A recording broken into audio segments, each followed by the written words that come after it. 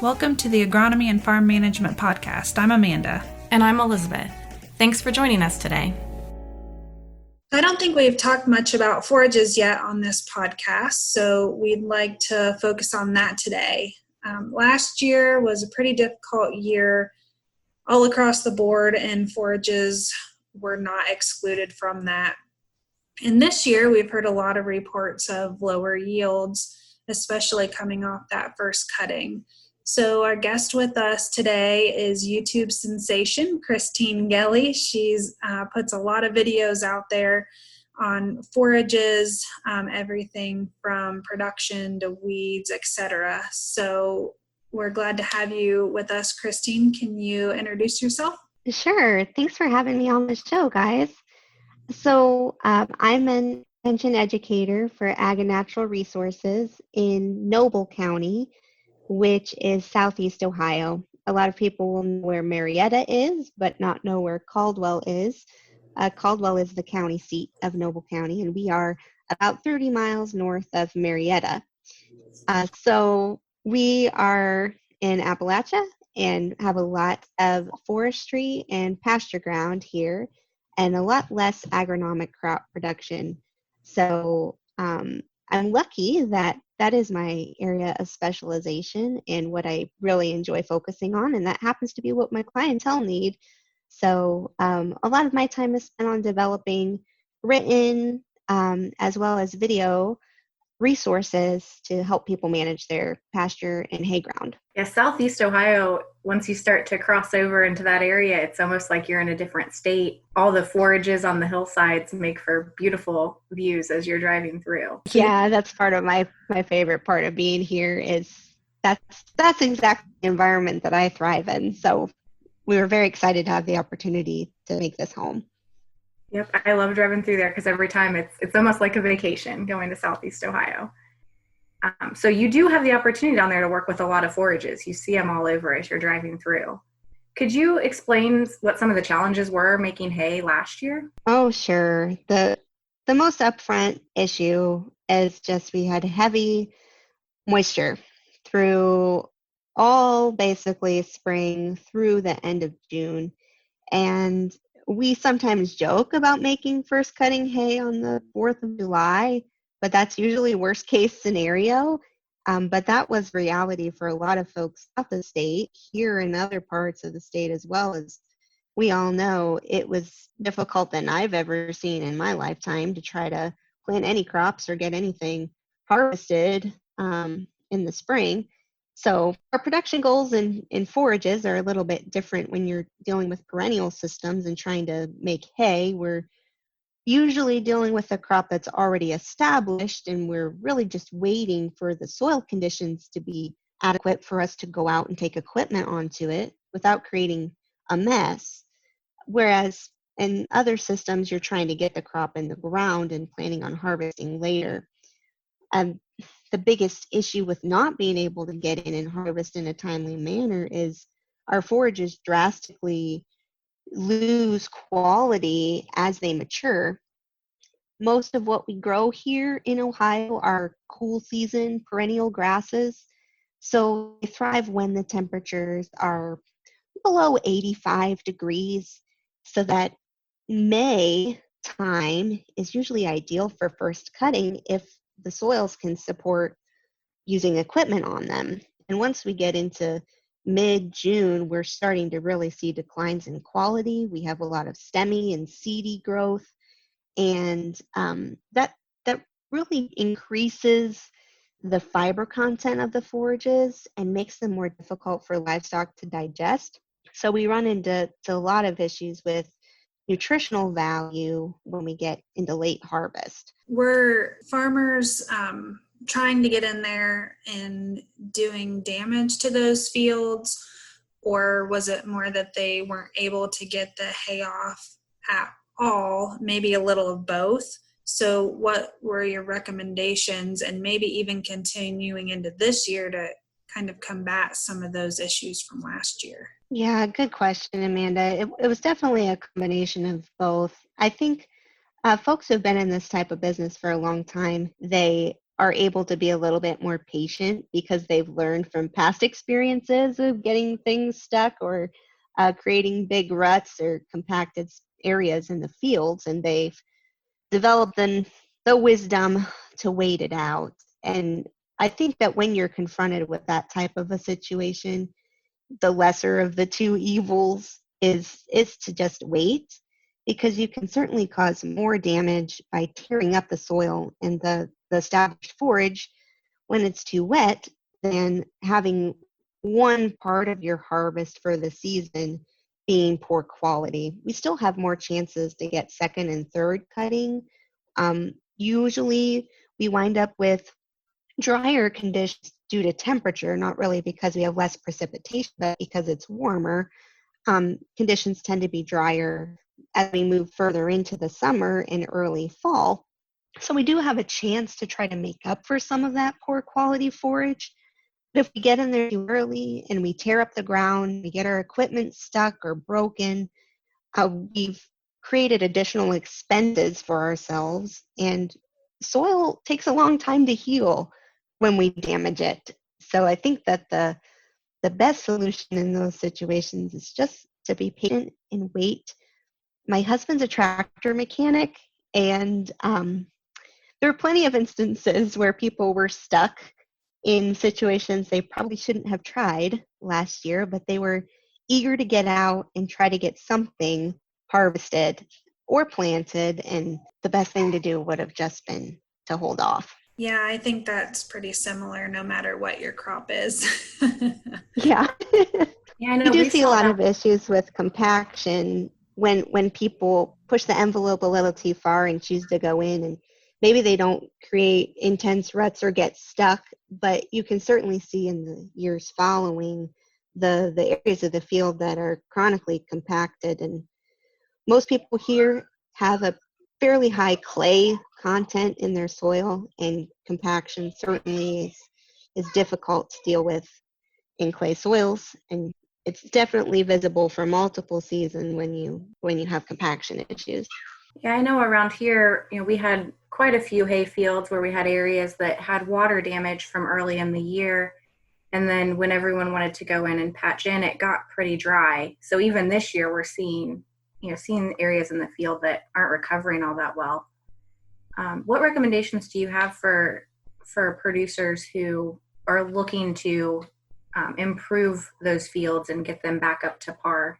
I think that some thought into why those were problematic areas to begin with. Of course, we can't control the weather and how much rain we receive, but we can look at patterns of how water moves across our fields and trying to identify spaces that are chronically wet. Maybe we need to reconsider what we plant there. One of the beautiful things I think about forage production is the ability to be more diverse with what we choose to plant. Uh, Many forage systems are not monocultures. We can incorporate multiple species into the same field and be successful.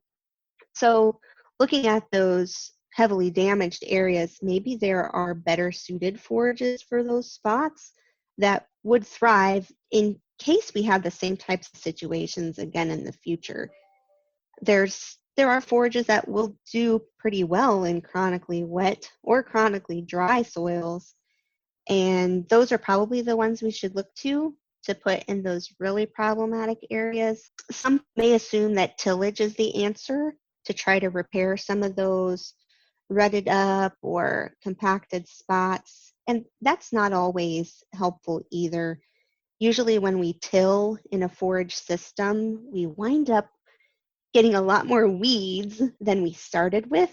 And then we have an issue with weeds and competition to deal with, along with struggling to get our forages back. So, looking at selecting forages that will thrive in that space, knowing the issues that it has, and being willing to replace them, I think is key. And also considering that machinery may not be the solution, running more implements across the surface of the soil may not improve the situation for us. We may need to be looking more towards what's happening in the root zone of those plants. What types of plants can we put down that will infiltrate heavily compacted soils, or will thrive through a chronically wet situation. We've seen lots of issues with alfalfa in chronically wet years, and people are used to growing that as a highly valuable crop. But if we're continuing to see issues in those sites, it may be worth considering a different crop. It's expensive to establish new stands, and it's even more expensive when you lose them. So uh, sometimes we need to refocus on what realistically we can have in those spaces, and consider trying to rehabilitate them with something we may think is less than ideal for a few years while we reboot those soils and get them back where they should be, and take time to evaluate why those issues arose in the first place. And you bring up some really great points with the compaction issues, even in our row crop fields with the weather patterns we've been seeing. You know, compaction seems like it's getting worse and worse, even in areas that weren't trafficked as much. So I like your thoughts on creative ways to help revitalize those fields. I'm a big fan of using the no-till drill to seed forages. Like all tools, you do have to wait for conditions to be dry enough to use the equipment, but when you can use the drill to get the seed placed in the soil at the correct depth, you're going to reduce issues with compaction, fewer trips across the field. You're going to reduce issues with weeds because you haven't stirred up the entire topsoil. I feel like it's a relatively easy tool to use, but some people seem to be pretty resistant to trying it. But I think that more use of a no-till drill to establish forages could really benefit folks in their forage systems for sure. And with more and more people going back to planting their soybeans in rows, there might be some no-till drills out there that you could get for a nice steal. A lot of folks around in our area are able to rent drills from their soil and water conservation districts. And I don't know how that is throughout the rest of the state, but that can really help to save costs when this isn't something you do on a regular basis, so that you don't have to buy that equipment yourself. It's usually very affordable and relatively easy to rent that equipment. So I'd encourage people to check in with their soil and water conservation districts to see if equipment is available, and also contact implement dealers. Sometimes they won't advertise that they rent equipment, but they may have some they'd be willing to rent if you ask. Yeah, I think those are two great points. I think the soil and water district, it just varies from county to county. For example, in Champaign, it's my understanding we used to have one, but we don't anymore. But some neighboring counties have them too. So there's also always the option to hire someone to custom drill as well. If I get calls from people who might have one field or something, they want to do something different with it. And that's an option, especially if they don't have a tractor to pull the drill. Right. And being able to having the knowledge of how to use the drill to begin with is key, because if you don't know how to calibrate it or troubleshoot it, inevitably you're going to have some issues with your stand. So taking the time to find somebody who knows how to operate it, or teaching yourself how to use one if you're able to access one for rent or borrow one from someone else. I always tell people, make sure you calibrate your equipment before you start. We talk about that all the time in different aspects of agriculture. It's different with a no-till drill and forage. We're trying to get a specific number of pounds per acre on at a specific depth, and if we don't check it before we load all the seed into the hopper and run across the field, I feel like we're tempting fate there. One of the most common reasons that new seedings fail is because they're planted too deep. And usually we can correct that during calibration. Something we haven't really mentioned so far is soil fertility. And that's always something to consider when you're looking at reviving a troubled situation. Many of these fields are probably good fertility plains that were damaged by the weather last year, but we still can have leaching of nutrients. If we're considering putting in different forages than we've had in the past, fertility needs may be different than what we're used to. So we should always, like in every aspect of agriculture, do a soil test before we select a new forage or before we rehabilitate a site. Things could have changed since the last time that you checked. And if we expect plants to thrive there, we need to provide the nutrients they need. We really don't know what we have unless we check. That's no different in a forage situation than it is with a row crop. Yeah, that's a great point. Leading into that, I mean, potential yield decreases due to nutrient lack of nutrients, but we've heard reports of forages being drastically lower in yield than their average this year. So is that because of the problems we had last year, or is something else at play? I think that's multifaceted. Of course, it's going to depend exactly on where your farm sits, but we have had two challenging situations. We had too much moisture throughout much of the growing season last year, and then we had a pretty slow warm up here in spring.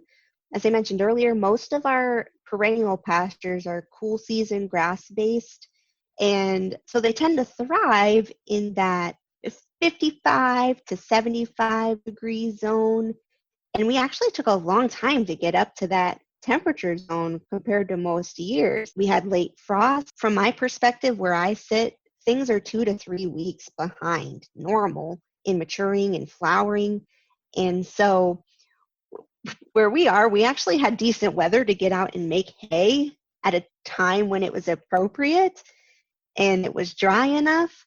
But I think those pastures may not have had enough time to accumulate that much dry matter, that yield that we were expecting, because it was cold early on. And it takes time to build that yield, to build the leaf growth.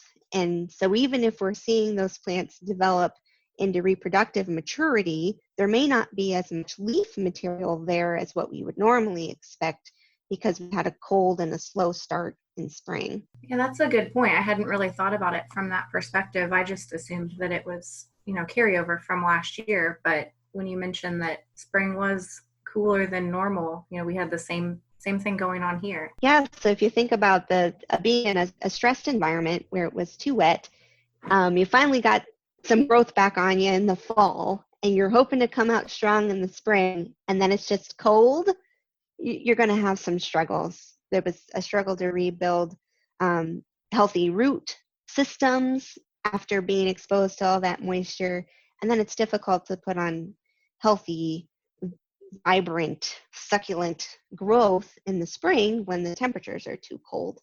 So I think a combination of the two is what's leading to those less than expected yields. And some of that could be fertility related as well, but I think it's primarily the weather that's contributing to that. Weather aside, what's one of the biggest challenges you see growers struggle with year after year in forage production? And then what are some of the solutions that you work with them on? The biggest struggles that I think we see are some of the most basic concepts of forage production and that timing of when you're going to do certain tasks. And we do see issues with inappropriate fertility or too low of pH, especially in my area of the state. We tend to have pretty acidic soils. And that's one of the first things that we see when a soil test comes back, even on fields that have been in production for a long time and they've been monitoring it. Being able to work in the tasks to do forage production seems to be one of the biggest struggles. You usually have multiple other tasks going on at the farm at the time you're ready to harvest hay, and usually those other things are given higher priority over haymaking. So it's one of those tasks that sometimes gets put on the back burner. We'll get to it when we get to it, and we get to it a little too late. And that leads to harvesting forage that's of lower quality. It leads to issues with weeds. And we see those issues later down the road when it comes time to feed material to our livestock. And even in grazing situations, the same is true.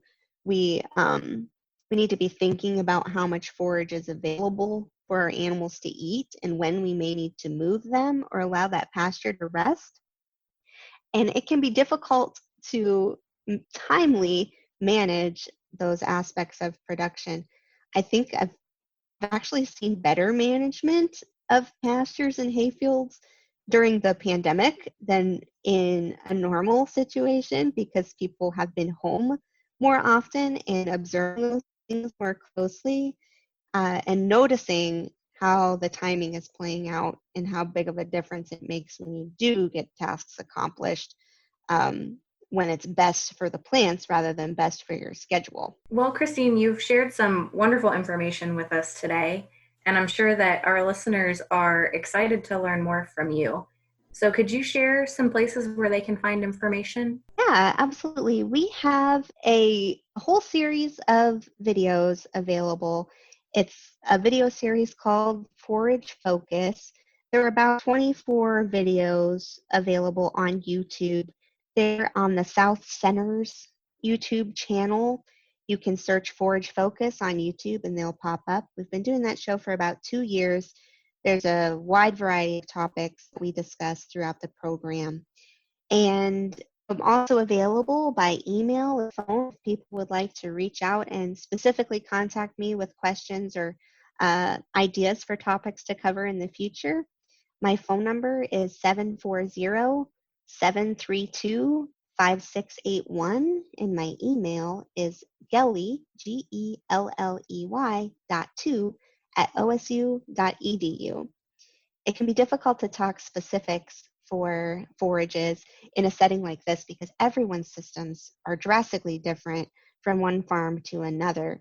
So really having a one-on-one consultation with folks is most helpful for giving advice on how to proceed in the future with your system. That's a great point, Christine, and we appreciate you making yourself available because forages I think, can be really complicated, especially when you're not used to working in it. So we appreciate your time, and happy National Forages Week, right? Happy National Forage Week. Yes, we are celebrating all week through Saturday. And a great way that people can participate is to use the hashtags on social media to tell your forage story. You can tag National Forage Week and tell people about what you do. Because even though forages are one of the most important agricultural crops we have in the state and the nation, a lot of people don't even know what forage is. Take this opportunity this week to tell people about it. Thanks for listening to the Agronomy and Farm Management Podcast. Join us again in 2 weeks for our next episode.